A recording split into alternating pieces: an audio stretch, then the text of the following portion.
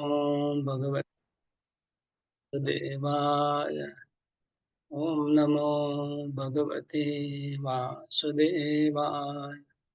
ओम नमो भगवते वासुदेवाय।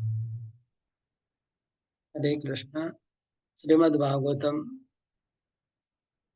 पहला स्कंद 7वां अध्याय। इस अध्याय का नाम है द्रोण पुत्र को दंड। द्रोण पुत्र अश्वत्थामा को दंड देना। ये घटना आगे आएगी। अभी हम लोग श्रवण कर रहे हैं। कल श्रवण किया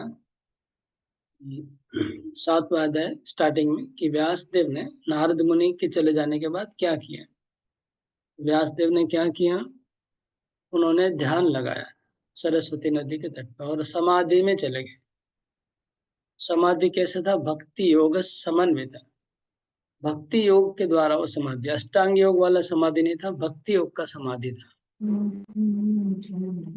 आगे के ऋषि मुनि लोग जितने भी हमारे वैष्णव हो चाहे सब लोग योगा वोगा सब जानते थे। योग प्राणायाम में सब कॉमन था दूसरे युगों में।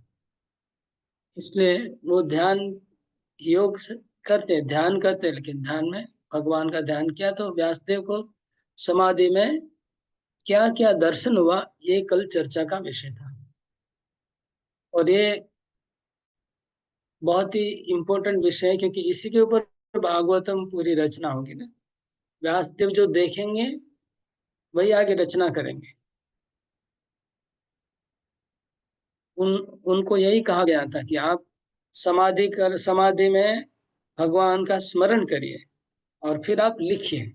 ये नारद मुनि का आदेश था कि आप समाधि में जाइए और आपको भगवान का सब दर्शन होगा, त्रिकालदर्शी आप हैं, और फिर आप लिखना आरंभ करिए। तो अब समाधि में जो देखा वही तो लिखेंगे वो, इसलिए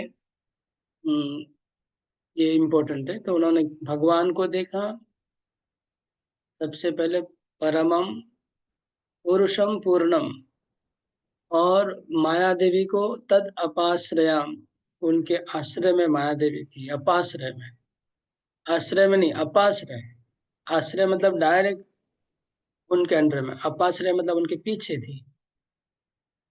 और क्या देखा? जीवात्मा, वो माया द्वारा सब सब जीव मोहित हो रहे हैं, ये भी उन्होंने देखा। तो व्यासदेव को सूक्ष्म चीजें दिखाई पड़ती है। वो सूक्ष्म चीज है ना, माया कैसे जीवों को मोहित कर रही है, वो चीज भी व्यासदेव ने देखा। वो बहुत सूक्ष्म बात है, वो हम लोग को देखा नहीं पड़ता। और फिर उस चंगुल से, माया से कैसे निकलेंगे, वो भी उनको पता चला कि साक्षात भक्ति योग से बाहर निकलेंगे। और भक्ति योग कैसे लोग कर सकते हैं? तो भागवतम की रचना की यहाँ तक। और वो भागवत रचना करके अपने पुत्र को, सुखदेव गोस्वामी को, उन्होंने भागवत का शिक्षण दिया। ये हो गया संक्षेप में। हम लोग अभी तक स्टडी किए बहुत थोड़ा सा, केवल 8 श्लोकों में इतने सारे विषय आए हैं।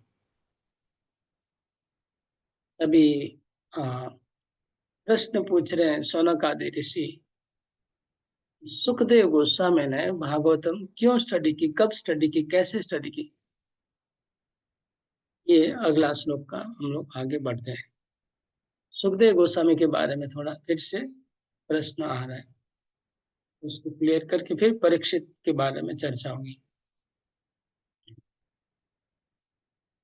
सौनक उवाच सवे निवृत्ति निरता सर्वत्रोपेक्षको मुनि कस्य वा बृहतिं मेधाम् आत्मा रामाशमभ्यषत्। सवे निवृत्ति निरतः सर्वत्रोपेक्षको मुनिः कस्य वा बृहतिं मेधाम् आत्मा रामाशमभ्यषत्। अनुवाद पढ़िए। ओम तत्सत। सौनक मुनि ने श्रील सुखदेव गोस्वामी से पूछा, सुतदेव गोस्वामी से पूछा, श्रील सुखदेव गोस्वामी तो पूर्व से ही निवृत्ति मार्ग पर चले रहे थे और इस तरह वे अपने आप में प्रसन्न थे। तो फिर उन्होंने ऐसे बृहद साहित्य का अध्ययन करने का कष्ट क्यों उठाया? ओके, तो यहाँ पर सुखदेव गोस्वामी क्या था, निवृत्ति मार्ग में थे। और क्या थे वो, आत्माराम लिखा है, देखिए आत्माराम शब्द है, आप देख सकते हैं। आत्माराम शब्द में है ना, मतलब आत्माराम थे, निवृत्ति मार्ग में थे, और क्या थे, सर्वत्र उपेक्षका। देखिए क्या क्या गुण है सुखदेव गोस्वामी के। एक तो निवृत्ति मार्ग में रहते थे, निवृत्ति मतलब उन्होंने जनेऊ तक नहीं पहना, इतने बड़े निवृत्ति मार्ग में संसार को टोटली टोटली परित्याग कर दिया। कोई संस्कार ही नहीं किया उन्होंने, अपना संस्कार होता है वही त्याग कर दिया। ऐसे तो निवृत्ति मार्ग में थे। दो नंबर क्या, वो आत्माराम थे। तीन नंबर क्या है, उपेक्षक। उपेक्षक मतलब किसी की अपेक्षा नहीं करना, सबकी उपेक्षा, सर्वत्र सबकी उपेक्षा। तो ऐसे व्यक्ति के लिए भागवतम स्टडी करने का कष्ट क्यों उठाया, ऐसा लिखा है। और यहाँ पर देखिए एक शब्द आया, बृहति। बृहति मतलब, बृहत मतलब बहुत बड़ा। हाँ? तो शौनक ऋषि को भी ये भागवतम बड़ा लग रहा है। हाँ? तो फिर हम लोग के लिए तो भागवतम बड़ा है कि नहीं ग्रंथ। शौनक ऋषि बोल रहे हैं कि बृहत है भागवतम, मतलब 18,000 श्लोक उनको भी ज्यादा लग रहा है। वो का 5,000 साल के आगे के ऋषि हैं, और वो सब लोग संस्कृत के स्कॉलर है, वो लोग तो संस्कृत जानते हैं। तो फिर भी बोल रहे हैं कि बृहति, इतना बड़ा भागवतम उन्होंने कष्ट करके अध्ययन क्यों किया। तो भागवतम अगर सीरियसली स्टडी करना है तो बहुत बड़ा, बहुत समय लगता है। मेरे को भी तो 12-14 साल लग गया पढ़ते पढ़ते, पूरा कंप्लीट हुआ। जब स्टार्ट किया था उसके बाद एंड हुआ 14, बीच में बहुत बार बंद हो गया। लेकिन पढ़ाई शुरू किया फिर बंद बंद किया, ऐसे करते करते 12 स्कंद तक पहुंचने में तो 14 साल लग गया। तो बृहत है भागवतम, तो उन्होंने इतना कष्ट क्यों उठाया, आत्माराम होने के बाद भी भागवतम पढ़ने का कष्ट क्यों उठाया। ये सवाल क्यों आ रहा है, सवाल इसलिए आ रहा है कि जो ऑलरेडी आत्माराम है, जिसको संसार से कोई फर्क नहीं। तो भागवत में बहुत संसारी बातें लिखी है ना।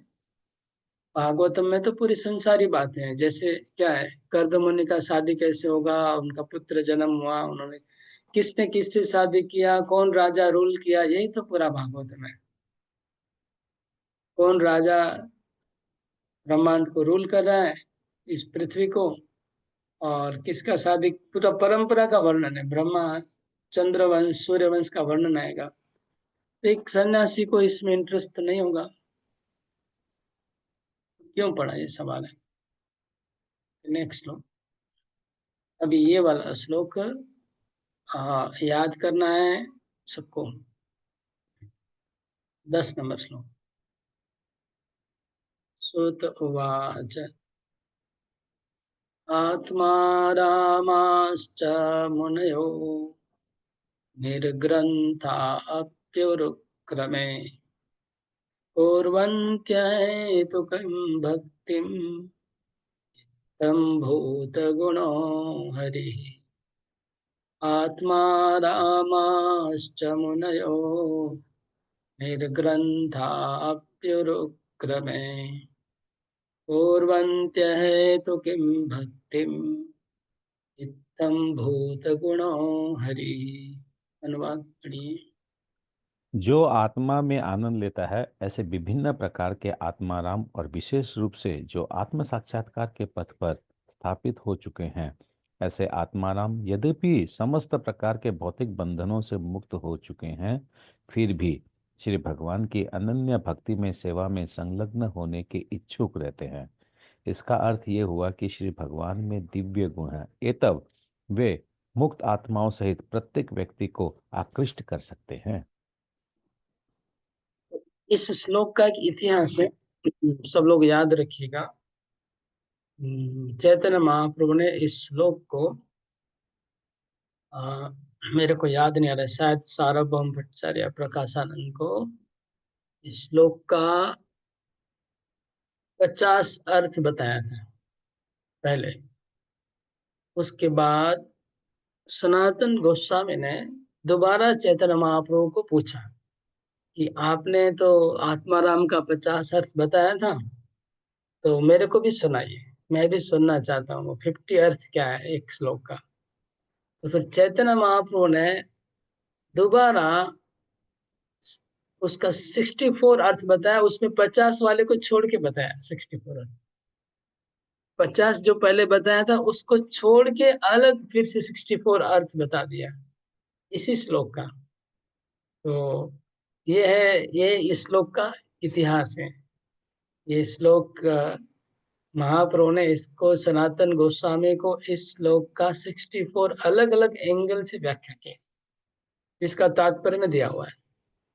ये तात्पर्य लिया है चैतन्य चरितामृत से लिया हुआ है। चैतन्य चरितामृत में इसका वर्णन है श्लोक का 64 अर्थ। 64 अर्थ कैसे बनता है? एक एक श्लोक का एकाधिक अर्थ निकलता है, इसलिए फिर श्लोक का अर्थ जिसे परम्यूटेशन कॉम्बिनेशन बोलते हैं ना हम लोग, परम्यूटेशन कॉम्बिनेशन बोलते हैं। मतलब पहले एक श्लोक का अर्थ चेंज करेंगे तो श्लोक का पूरा अर्थ चेंज, फिर दूसरा चेंज जाएगा। इस श्लोक में 9 शब्द हैं, तो 9 शब्दों को एक एक शब्द को हम जब अलग अलग प्रकार से अर्थ करते जाएंगे तो अलग अलग कॉम्बिनेशन बनता जाएगा।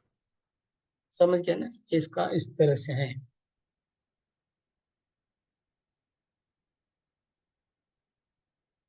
जैसे आप कोई रेसिपी बना रहे हैं, कोई आप सब्जी बना रहे हैं, ठीक है, तो पहली बार नमक नहीं डाले तो एक रेसिपी स्वाद अलग हो गया। दूसरी बार में नमक के जगह सेंधा नमक डाला, फिर थोड़ा अलग हो गया। तीसरी बार में नमक के जगह दूसरा कोई चीज डाला, फिर चेंज हो गया। फिर नेक्स्ट में चीनी छोड़ दिया तो एक टेस्ट अलग हो गया। फिर चीनी की जगह गुड़ डाल दिया, फिर चेंज हो गया। गुड़ की जगह हनी डाल दिया, फिर चेंज हो गया। ऐसे ऐसे हो गया। फिर तीसरी बार राइस था तो राइस की जगह आप दूसरा कोई ग्रेन डाल दिया, फिर चेंज हो गया स्वाद। ऐसे ऐसे करके स्वाद चेंज होता जाएगा। इसी बात मिर्ची थी, मिर्ची को फिर आप मिर्ची को हटा दिया तो थोड़ा टेस्ट चेंज हो गया। इस तरह से ये जो नव अर्थ शब्द है उसको वैरायटी से एक्सप्लेन करते जाएंगे, उसका अलग अलग अर्थ निकल जाता है। तो मैं जस्ट आप लोग श्लोक की तरफ देखिए, श्लोक के शब्दों को देखिए, मैं आपको बता रहा हूँ कैसे क्या होना है। इस श्लोक का मतलब मेन अर्थ यह है कि इनका प्रश्न था कि सुखदेव गोस्वामी आत्माराम थे और निवृत्ति वाले थे, तो फिर भागवतम क्यों अध्ययन किए, जबकि उसमें संसारी बातें लिखी है। तो इसका सीधा अर्थ यही है कि सुखदेव गोस्वामी आत्माराम है, लेकिन भगवान के गुण इतने अद्भुत हैं, कृष्ण में इतने अद्भुत गुण हैं कि वो आत्माराम लोगों को भी आकर्षित करते हैं। यही इसका अर्थ है। जो भक्ति रसामृत सिंधु में श्री कृष्ण के 64 गुण है, उसमें एक गुण है आत्मा रामादि आकर्षी।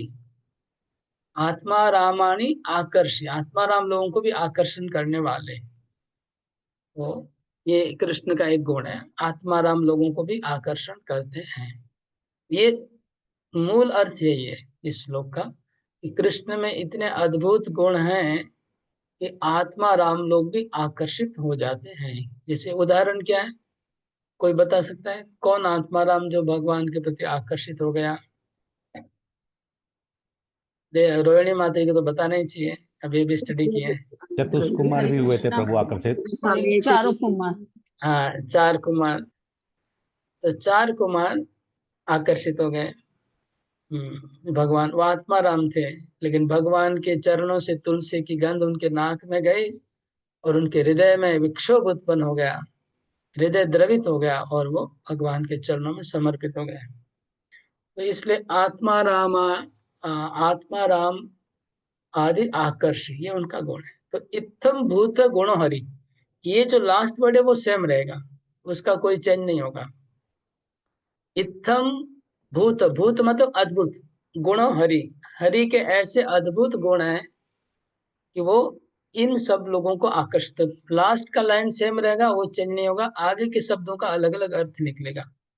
मतलब किसको किसको भगवान आकर्षित करते हैं वो चेंज होता जाएगा। इसको आकर्षित करते हैं, इसको आकर्षित करते हैं, इसको आकर्षित करते हैं, वो चेंज होगा। लेकिन भगवान के अद्भुत गुण हरि ये चेंज नहीं होगा। तो इत्थम भूत गुण हरि को सामने रखिए और फिर अभी एक एक श्लोक एक एक शब्द को अर्थ निकालेंगे तो आ जाएगा। पहले भगवान आ ओके, आत्मा रामाश्च, च मतलब और, आत्मा राम को आकर्षित करते हैं, मुनि को आकर्षित करते हैं, निर्ग्रंथा निर्ग्रंथ लोगों को आकर्षित करते हैं। ठीक है, तीन हो गया। अपि उरुक्रम, उरुक्रम मतलब भगवान कृष्ण, कुर्वन्ति अहेतुकीम भक्ति, उनको भी वो लोग भी अहेतु की भक्ति करते हैं। इत्थम भूतो गुण हो रही, इस प्रकार अद्भुत गुण वाले हरि हैं।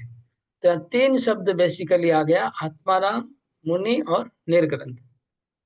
तीन प्रकार के लोगों को भगवान आकर्षित करते हैं, मतलब तीन प्रकार के लोगों को भी आकर्षित करते हैं।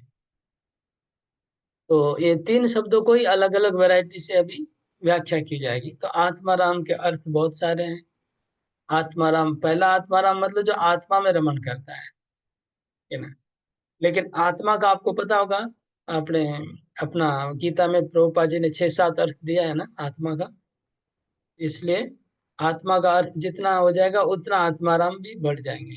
तो उत्सव आत्मारामों को भगवान आकर्षित करते हैं। आ, ओके, पहले हम इसमें जाते हैं तात्पर्य में। Lord Chaitanya Mahaprabhu explained this Atmaram slok very vividly before Sanatan Goswami. तो 11 फैक्टर्स, 11 अलग अलग फैक्टर्स है। पहला आत्माराम, दूसरा मुनय, तीसरा निर्ग्रंथ, चौथा अपि, पांचवा च, छठा उरुक्रम, सातवां कुर्वन्ति, आठवां अहेतुकी, नौ भक्तिम, 10 इत्थम भूत गुणों, इस प्रकार के अद्भुत गुण वाले Hari, 11। According to Vishwa Prakash Sanskrit dictionary there are 7 synonyms Atmaram. Atmaram का 7 अर्थ है। ठीक है ना, 7 प्रकार के लोग आत्माराम कहे जाएंगे। पहला हो गया ब्रह्मन, जो ब्रह्म में आनंद लेता है वो आत्माराम है, जो एक नंबर जो हम लोग जनरली मानते हैं। दूसरा आत्माराम कौन है, जो शरीर में आनंद लेता है वो भी आत्माराम है। ठीक है, ये जस्ट ऑपोजिट हो गया। जो लोग आत्माराम किसको कहेंगे, जो शरीर में मतलब खाने पीने में और कुछ जानता ही नहीं खाने पीने के अलावा, वो आत्माराम है। खाली दिन भर खाता है, पीता है और सोता है, वो आत्माराम है। उसको भी भगवान आकर्षित कर लेंगे। जो दिन भर खाता पीता सोता है वो भी भगवान से आकर्षित हो जाए। जैसे जगाई मदाई है, आत्माराम थे वो भी। जगाई मादाई भी आत्माराम है और सुखदेव गोस्वामी आत्माराम है, इस श्लोक की व्याख्या से। और माइंड, जो मन में आनंद लेता है खाली, वो भी आत्माराम है। और तीसरा, इस इंग्लिश में इंडिएवर लिखा है, इंडिएवर मतलब उद्यम, उद्यम। लेकिन मेरे पास संस्कृत नहीं है सामने, ओरिजिनल संस्कृत होता तो इजी हो जाता समझना। तो प्रयास। और पांचवा एंड्योरेंस, एंड्योरेंस मतलब क्या, हिंदी में क्या लिखा है, धैर्य लिखा है, सहिष्णुता। सहिष्णुता लिखा है, अच्छा। और इंटेलिजेंस, बुद्धि में आनंद लेने वाला। और सातवां पर्सनल हैबिट, अभ्यास में आनंद लेने वाला। तो अभ्यास, बुद्धि, सहिष्णुता, प्रयास, मन और शरीर और आत्मा। और मुनय शब्द का अलग अलग अर्थ है। मुनि, एक पहला अर्थ है जो थॉटफुल है, जो मनन करने वाला। दूसरा मुनि मतलब जो मौन रहता है। तीसरा मुनि मतलब जो जटाधारी है, जंगल में तपस्वी है वो। चौथा है परसिस्टेंट, जो लगा रहता है पीछे। और पांचवा मेंडिकेंट्स मतलब जो भिक्षुक है। और छठा है सेज, जो ऋषि है। और सातवां संत है। तो संत, ऋषि, मुनि, मौनी, तपस्वी, मनन करने वाला, भिक्षुक, ये अलग अलग अर्थ हो गए। और निर्ग्रंथ, निर्ग्रंथ का बहुत इंटरेस्टिंग शब्द है, ध्यान रखिए उसमें क्या अर्थ है। पहला निर्ग्रंथ का जिसने ग्रंथि को तोड़ दिया है, मतलब कर्म ग्रंथि जिनकी टूट गई है, मतलब मुक्त पुरुष, एक नंबर में निर्ग्रंथ का।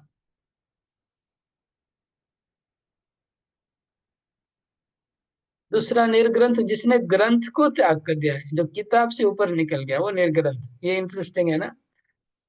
जो निर्ग्रंथ होगा, मतलब ग्रंथ छोड़ दिया उसने, ग्रंथ पढ़ के उसको बंद करके अभी ब्रह्म का वो चिंता कर रहा है, ग्रंथ से उसका कनेक्शन नहीं है, वो निर्ग्रंथ है।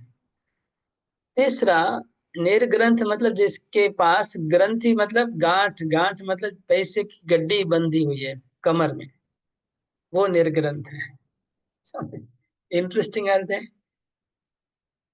जिनके पॉकेट में बहुत ज्यादा पैसा है, उसको भी निर्ग्रंथ कहते हैं, और जिसके पॉकेट में एक भी पैसा नहीं है, पेनीलेस, वो भी निर्ग्रंथ। दोनों निर्ग्रंथ। ये इंटरेस्टिंग है। तो ये सबको, जिसके पॉकेट में ज्यादा भारी है उसको भी भगवान आकर्षित कर लेते हैं, जिसका पॉकेट में कुछ नहीं है भगवान उसको भी आकर्षित करते हैं। बोलने का अर्थ ये है। तो जिसने किताब पढ़ना बंद कर दिया है उसको भी भगवान आकर्षित करते हैं, जो किताब पढ़ रहा है उसको भी भगवान आसक्त कर आकर्षित करते हैं। तो ये निर्ग्रंथ का चार अर्थ हुआ।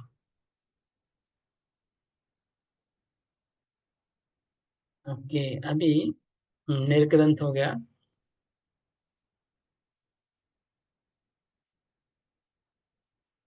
नी का अर्थ अलग अलग होता है। नी मतलब निश्चित रूप से, नी मतलब काउंटिंग, नी मतलब बिल्डिंग, नी मतलब फॉरबिडेंस, नहीं, उल्टा। इसलिए नी के हिसाब से अलग अलग अर्थ निकाला गया। नी मतलब नहीं भी हो सकता है, नी मतलब है, दोनों हो सकता है।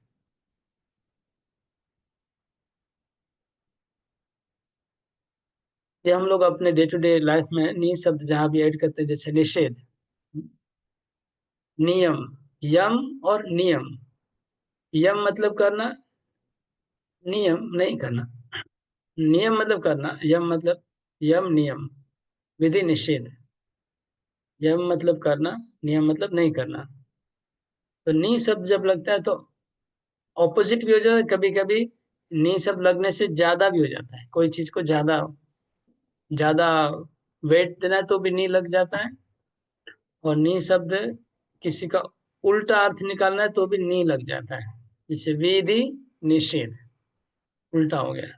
यम नियम, ये नी का अर्थ दो प्रकार से लग जाता है।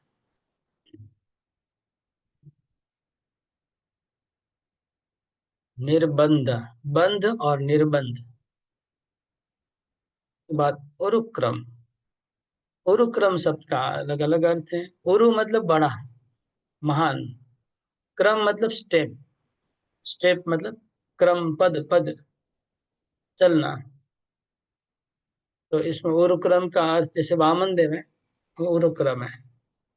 उन्होंने आ, क्रम मतलब उन्होंने 3 पग भूमि लिया, उरु मतलब बड़ा स्टेप लिया, ये हो गया। और उरुक्रम मतलब कृष्ण है, जो बड़े बड़े पराक्रमशाली कार्य करते हैं, गोलोक उन्होंने गोवर्धन को उठाया। इस तरह से उरुक्रम का भी अलग अलग अर्थ होता है। और कुर्वंती तो ठीक ही है, करते हैं, यही लगभग अर्थ हो गया। अहेतु की भक्ति, अहेतु की मतलब बिना हेतु की भक्ति करते हैं। हेतु means causal. There are many causes for one sex, they can be chiefly classified। Okay, तो कोई अहेतु की भक्ति करते हैं मतलब अकारण भक्ति करने लग जाएंगे, मतलब अभिलाषा, कोई योग, सॉरी, स्वर्ग, मोक्ष, ये सब इच्छाओं के बिना शुद्ध भक्ति करेंगे, वो अहेतु की भक्ति है। और उसके बाद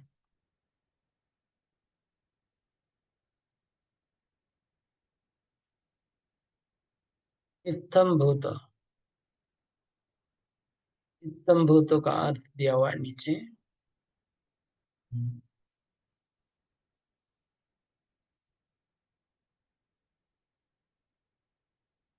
इतने अद्भुत गुण भगवान में है। तो हरि भक्ति सुधोदय में एक श्लोक आया है, हम लोग भक्त रसामृत सिंधु में आता है कि जो लोग भक्ति करते हैं वो लोग जो ब्रह्म सुख है उनको कैसा लगता है, गाय के खूर के अंदर जो पानी रहता है कंपेरेटिवली, और भक्ति के सागर के सामने ब्रह्म सुख का जो वैल्यू है, अमाउंट कितना है, गाय के खुर के पाँव में जितना पानी भर जाता है गड्ढे में उतना ब्रह्म ब्रह्मानंद के सामने, ये हरि भक्ति। इसलिए अद्भुत गुण वाले भगवान है, मतलब ब्रह्म सुख में उनको जितना आनंद मिल रहा है उससे कितना गुना ज्यादा आनंद भगवान में है। तो बोलते हैं कि गाय की खुर की में पानी कितना है और सागर में पानी कितना है, इतना डिफरेंस है। इसलिए अद्भुत गुण हरि इतने आकर्षण, इतने आनंद वाले हरि हैं, ये कंपैरिजन किया गया है। तो इतना आनंद है भगवान में, इतने आकर्षण वाले हैं, तो फिर इसलिए ब्रह्मानंदी लोग आकर्षित हो जाते हैं भगवान के प्रति। इसलिए इत्थम भूत शब्द आया है कि अद्भुत है, इतना ज्यादा आनंद कैसे भगवान में। इत्थम भूत गुण हो रही, यहाँ चार कुमार का नाम आया बाद में तात्पर्य में, जो हम लोग ऑलरेडी चर्चा कर चुके हैं। और हरि शब्द का अर्थ है जो सबके दुखों को दूर करने वाले और सबके मन को हरण करने वाले। ये तो सब जानते हैं, हरि का दो अर्थ है। एक हरि का अर्थ होता है कि जो दुख को हरण कर लेते हैं, और एक हरि का अर्थ है मन को हरण कर लेते हैं, चित्त को हरण करने वाले। इसलिए हरि शब्द आया है कि वो हरण कर लेते हैं। सुखदेव गोस्वामी के मन को हरण कर लिया। और क्या नाम, चतुष कुमार के मन को हरण कर लिया। एक बड़े आचार्य हैं, वो पहले शंकराचार्य के फॉलोवर थे, और वो निर्विशेषवादी थे, मायावादी थे। वो जब भक्ति में आ गए बाद में किसी प्रकार से, उन्होंने फिर ये श्लोक लिखा है कि मैं तो अद्वैत विधि अद्वैत विधि में फंसा हुआ था मैं, और कोई एक लुटेरा जो हमेशा स्त्रियों से घिरा रहता है, उसने मेरे मन को लूट लिया और मेरे को अपनी दासी बना दिया। ऐसा एक अद्वैतवादी ने ऐसा एक श्लोक लिखा है, बहुत फेमस श्लोक है, मेरे को पूरा श्लोक याद नहीं किया मैंने कभी।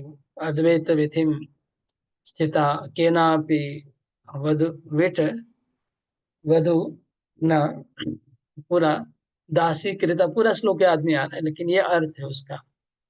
तो उन्होंने तो रिसेंट आचार्य है, वो तो शंकराचार्य की लाइन में है, और आचार्य हैं, उस अद्वैतवादियों के आचार्य हैं, और वो कृष्ण के प्रति आकर्षित हो गए। तो उन्होंने ऐसा एक श्लोक लिखा है कि मैं तो अद्वैत विधि में भ्रमण कर रहा था, लेकिन उस जंगल में कोई एक लुटेरा मिला जो हमेशा स्त्रियों से घिरा रहता है, वो मेरे को लूट लिया, मेरी इज्जत को लूट लिया, मेरे को दासी बना दिया। ऐसे उन्होंने लिखा है, व्यंग से ऐसे लिखा है। तो यह है हरि का अर्थ, जो मन को आकर्षण कर लेते हैं, चित्त को आकर्षण कर लेते हैं। ओके, तो अभी आप लोग को कहा जाए आत्माराम श्लोक का अर्थ बताइए, तो कैसे बताएंगे। इतना सारा तो याद करना डिफिकल्ट है, जितना वर्ड बताया गया है सबके लिए। लेकिन कम से कम कुछ कुछ आप लोग लिख सकते हैं ना, पूरा नहीं लिख सकते तो भी थोड़ा बहुत, जैसे पहले तो पूरा श्लोक का याद करना है, मेमोरी करना है, अनुवाद याद करना है। उसके बाद आत्माराम शब्द के कुछ अर्थ लिखना है, मुनि के कुछ अर्थ, निर्ग्रंथा के कुछ अर्थ। तो सब शब्दों का जितना भी अर्थ आपको याद है, दो चार जो मेन मेन अर्थ, वो लिखेंगे। तो यही प्रश्न बनेगा इसमें। आ, प्रश्न होगा आत्माराम श्लोक के एक एक शब्दों का अर्थ लिखिए। जितने भी अर्थ हो सकते हैं आपको याद है उतने अर्थ लिखेंगे, जितने समझ में आए उतने अर्थ लिखेंगे। जैसे हमने जो चर्चा की, आत्माराम, निर्ग्रंथ, मुनि, उसके बाद हरि का अर्थ बताया, उरुक्रम का अर्थ बताया, अद्भुत क्यों कहा गया वो बताया, इन शब्दों का। और अहेतुकी का मतलब क्या है, ये आप लोग प्रश्न में लिख लीजिए। नेक्स्ट श्लोक, ये श्लोक बहुत। हरे कृष्ण प्रभु जी। हरे कृष्ण। प्रभु जी बोल रहे हैं कि इस श्लोक से हम लोग यही समझे कि भगवान के अंदर बहुत सारी दिव्य शक्तियां हैं जिससे वो सभी को आकृष्ट कर लेते हैं। मतलब शुद्ध भक्तों को करते हैं तो बदमाश और गुंडे मवालियों को भी आकृष्ट कर लेते हैं, तो वो कैसे करते हैं? गुंडे मवालियों को कैसे आकृष्ट करते हैं? इसमें तो ये लिखा हुआ है ना कि सब बदमाशों को भी आकृष्ट करते हैं हाँ भगवान, ऐसी बिल्कुल, चीज। हाँ हाँ, उनको कैसे आकर्षित करते हैं, जैसे एक कथा आती है ना, आप सुना होगा।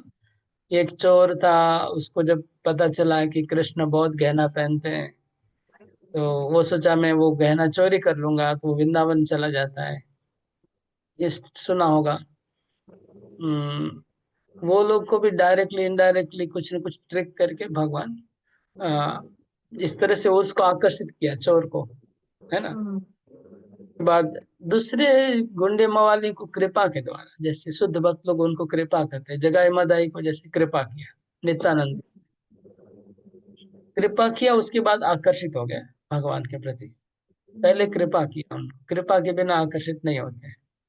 लेकिन वो जो कृपा थी चोर के प्रति, वो तो अहेतुकी, मतलब वो तो भगवान की अहेतुकी कृपा, जो बहुत ही दुर्लभ है। कभी ऐसा भगवान डायरेक्ट किसी को कृपा नहीं करते हैं। शास्त्रों में ऐसे कहा गया कि भगवान सीधे सीधा जनरली कृपा नहीं करते हैं, लेकिन कभी कभी रेयरली कोई करते भी हैं। लेकिन बाकी सब लोग गुंडे मवाली सब भक्तों की कृपा से भक्ति में आ जाते हैं। वो तो आते हैं, हमने तो कई देखे हैं ना अपने जीवन में। कई लोग बोलते भी है कि हम पहले बहुत गिरे हुए थे, लेकिन अभी भक्तों की कृपा से हम बहुत आगे बढ़ गए। वो तो हमेशा होता रहता है। হরে কৃষ্ণ প্রভু, দণ্ডবত প্রণাম প্রভু। এই যে তিনটে জিনিস বড় খটকা লেগেছে, যে দেহ, শাস্ত্র রহিত, ধন সঞ্চয়, এই তিনজন আত্মারাম, এই আত্মারামের মধ্যে ঢুকে আছে এই তিনটে ওয়ার্ড, দেহ, শাস্ত্র রহিত এবং ধন সঞ্চয়। हाँ এই देहो, তিনটে जे আত্মারামে दे, আসলে আপনি লোককে কি করে এটা বোঝাতে পারা যায়? हाँ जे देहेर प्रति अति आसक्त আছে সেও ভগবানের প্রতি আকর্ষিত হতে পারে। একটা আমি उदाहरण দিচ্ছি। मैं एक उदाहरण दे रहा हूँ।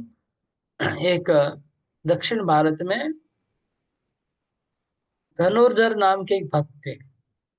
धनुर्धर भक्त नहीं थे वो, उनकी वाइफ के प्रति इतनी आसक्ति थी उनको, शरीर के प्रति, उनकी वाइफ की आंख के प्रति।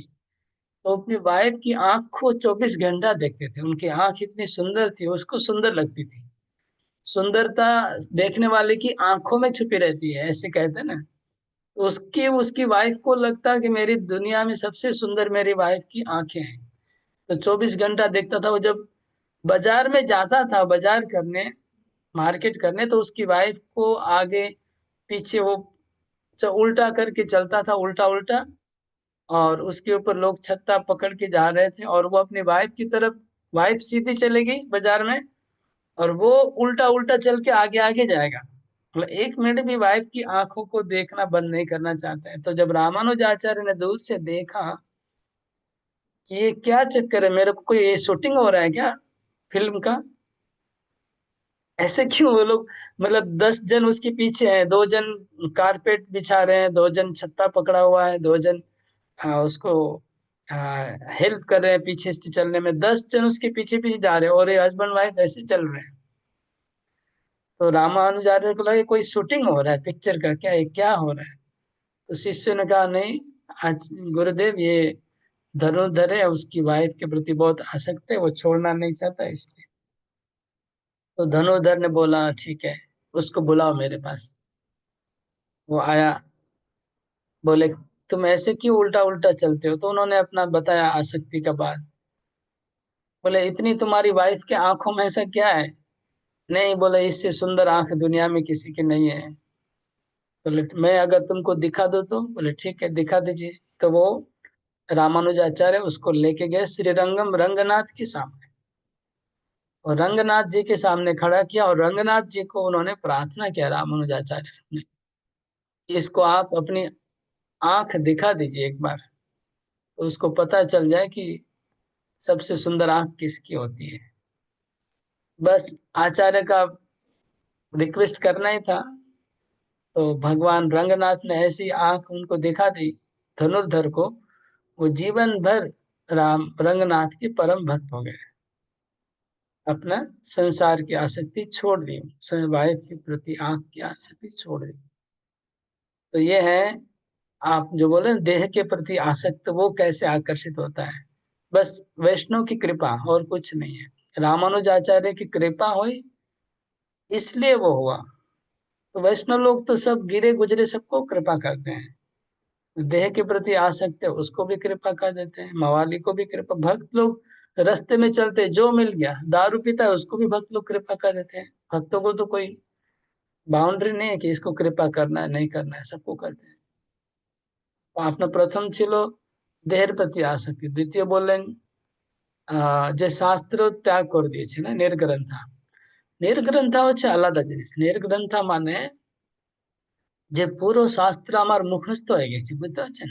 আমি ভাগবতম ধরো পুরো মুখস্থ করে নিয়েছি, गीता पूरा मेमोराइज कर लिया, फिर हमको किताब घूमने की जरूरत नहीं है, किताब को खत्म, अभी हमको सब याद हो गया है, इसलिए वो निर्ग्रंथा शब्द है। बुझा क्या लोग? चैतन्य महाप्रभु जब उनका स्कूलिंग कंप्लीट हुआ, तो एक दिन स्पेशली उस लिखा है चैतन्य चरितामृत, एक दिन चैतन्य महाप्रभु ने सारी किताब को बांध के गंगा में डाल दिया, जितनी किताबें उन्होंने पढ़ी थी सब गंगा में डाल दी, निर्ग्रंथा हो गए।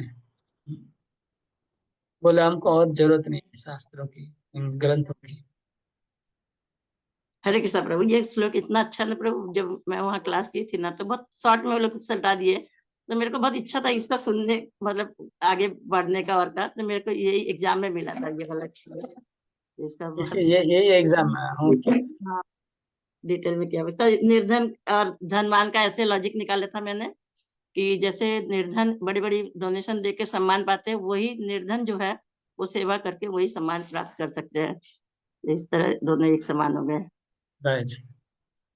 और वैश्वनर प्रभु इसमें देहाभिराम, देह के प्रति वो पेट में जो वैश्वनर भगवान है उनके प्रति आकर्षण होके वो उनका जैसे ध्यान करते हैं, वैश्वनर का पेट के अंदर जो इस तरह से। अरे हाँ, इसका कई प्रकार का व्याख्या हो सकता है, कई प्रकार का। अभी देह के प्रति आसक्ति है उसका 10 प्रकार का व्याख्या हो जाएगा, पैसे वाले का 10 प्रकार का व्याख्या हो जाएगा, बिना पैसे वाले का 10 प्रकार का व्याख्या हो जाएगा। इसलिए लिखा है चैतन्य चरितामृत में कि भागवत ऐसा अद्भुत ग्रंथ है कि हर श्लोक का, हर शब्द का अलग अलग अर्थ निकाल सकते हैं, लेकिन सारे अर्थ भक्ति के अनुकूल होने चाहिए, बात यही है। आप कितना भी अर्थ निकालेंगे चलेगा, लेकिन भक्ति के सिद्धांतों से प्रतिकूल अर्थ नहीं आना चाहिए। नेक्स्ट श्लोक। हरेर्गुणाक्षिप्तमति भगवान् बादरायणी अध्यगान्महदाख्यानं नित्यं विष्णुजनप्रिया। हरेर्गुणाक्षिप्तमति भगवान् बादरायणी अध्यगान्महदाख्यानं नित्यं विष्णुजनप्रिया। अनुवाद करिए। श्रील व्यासदेव के पुत्र श्रील सुखदेव गोस्वामी न केवल दिव्य शक्ति से युक्त थे, अपितु वे श्री भगवान के भक्तों के भी अत्यंत प्रिय थे। इस प्रकार उन्होंने इस महान कथा श्रीमद् भागवतम का अध्ययन किया। तो श्लोक में लेकिन लिखा है हरेर गुणा अक्षिप्त मति, ये शब्द बहुत इंपॉर्टेंट है। अनुवाद में प्रभुपाद ने थोड़ा ओवरलुक किया, लेकिन तात्पर्य में जरूर दिया होगा। तो आक्षिप्त मति मतलब जिनका मति बुद्धि आक्षिप्त हो जाए, मतलब विक्षुब्ध हो गया, बुद्धि उनका विचलित हो गया, बुद्धि को भगवान ने खींच लिया। पहले श्लोक में ऑलरेडी बता दिया गया कि हरि के ऐसे अद्भुत गुण का आत्माराम को आकर्षित करते हैं। तो ऐसे लिखा, हरेर गुण आक्षिप्त मति। सुखदेव गोस्वामी जंगल में भटक रहे थे, तो जो व्यासदेव ने 2 शिष्यों को भेजा था, उन्होंने जब 2 श्लोक गाए भागवतम के और भगवान के गुण को गाया, तो भगवान का गुण, हरि के गुण से उनका मति आक्षिप्त हो गया। वो ये आश्चर्यचकित हो गए कि क्या हो रहा है, इतने अद्भुत गुण किसमें है। वो आ गए वापस घर पे। इसलिए लिखा है हरेर गुण आक्षिप्त मति। और बादरायणी शब्द का अर्थ हमने बताया, बादरायण मतलब व्यासदेव, बादरायणी मतलब व्यासदेव के पुत्र। अध्यगात महदाख्यानम, उन्होंने इतना बड़ा ग्रंथ अध्ययन किया। अभी ये महद ग्रंथ, ये भी महान ये भी बोल रहे हैं कि बहुत बड़ा बुक है। सुत गोस्वामी भी बोलते हैं कि भागवतम बहुत बड़ा ग्रंथ है। मतलब इसको सीरियसली स्टडी एक बार ही हो सकता है, मेरे को तो ऐसा लग रहा है। लाइफ में एक बार आप सीरियसली स्टडी कर सकते हैं, उसके बाद आप सेक्शंस चुन लीजिए, कौन से सेक्शन आपको पसंद है, उसको आप बार बार पढ़ते रहिए। एक बार सीरियसली स्टडी कर लेना पड़ेगा पूरा भागवतम। उसके बाद आपको सिलेक्ट कर लेना पड़ेगा कि कहाँ कहाँ क्या क्या लिखा हुआ है, कौन सा चीज आपको अच्छा लग रहा है, उसको फिर बार बार स्टडी करते रहिए। और एक शब्द है इसमें, नित्यम विष्णु जनप्रिय। ये इसका 2 अर्थ है। विष्णु जनप्रिय का 2 अर्थ है, सुखदेव गोस्वामी भक्तों के बहुत प्रिय, अथवा श्रीमद् भागवतम जो भगवान के भक्तों को बहुत प्रिय है, वो भागवतम उन्होंने अध्ययन किया।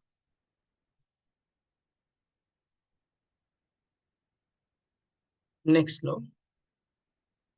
परीक्षितो अथ राजर्षि जन्म कर्म विलापनम् संस्थां च पांडुपुत्राणां वक्षे कृष्ण कथोदयम्। ये जो श्लोक है, ये पहला स्कंद का पूरा, क्या बोलते हैं, पूरा पहला स्कंद में क्या है विषय वस्तु, उसका इस श्लोक में बताया गया। यहाँ बोल रहे हैं कि सुत गोस्वामी, अभी अभी सुत गोस्वामी अपने से ही बोल रहे हैं। ऑलरेडी इन्होंने तो पहले पूछ लिया था, शौनक ऋषि ने स्टार्टिंग में पूछा था कि आप बताइए परीक्षित महाराज ने क्यों किया ऐसा, ये सब प्रश्न तो पहले आ गया था। अभी सुत गोस्वामी बोलते मैं उसका उत्तर दे रहा हूँ कि परीक्षित महाराज का जन्म कैसे हुआ वो बताऊंगा, उन्होंने अपने जीवन में क्या क्या कर्म किया वो बताऊंगा, और पांडवों ने कैसे महाप्रस्थान किया संसार से, उसका भी, महाप्रयाण का भी सुनाऊंगा। यही पूरा रेस्ट ऑफ द भागवतम यही है, मतलब पहला स्कंद में। इस अध्याय के बाद अभी शुरू होगा, परीक्षित का जन्म पहले चालू होगा, और उसके बाद पांडवों का प्रयाण का चैप्टर आएगा, पंच पांडव का महाप्रस्थान, भीष्मदेव का महाप्रस्थान, ये सब चलेगा। उसके बाद परीक्षित का कैसे श्राप हुआ ये चलेगा। तो पूरा स्कंद में यही होगा, इस स्कंद में, जिससे द्वारा भागवतम का इंट्रोडक्शन होगा। भागवतम कैसे आई वो लास्ट में फिर सुखदेव गोस्वामी आएंगे और भागवतम चालू होगा। ये अगला, हाँ यही है। तभी परीक्षित की कहानी शुरू होने वाली है महाराज की। ये हम कल से आरंभ करेंगे, क्योंकि वो स्टोरी टाइप है, तो मैं खाली उसमें हम खाली अनुवाद पढ़ के आगे बढ़ेंगे। स्टोरी संक्षेप में बोलता जाऊंगा, डिटेल करने से बहुत, थोड़ा थोड़ा बोलता जाऊंगा डिटेल, जहां जहां सुविधा होगी। हरे कृष्णा। हाँ, आज का कोई कोई किसी का प्रश्न है आज का लेक्चर?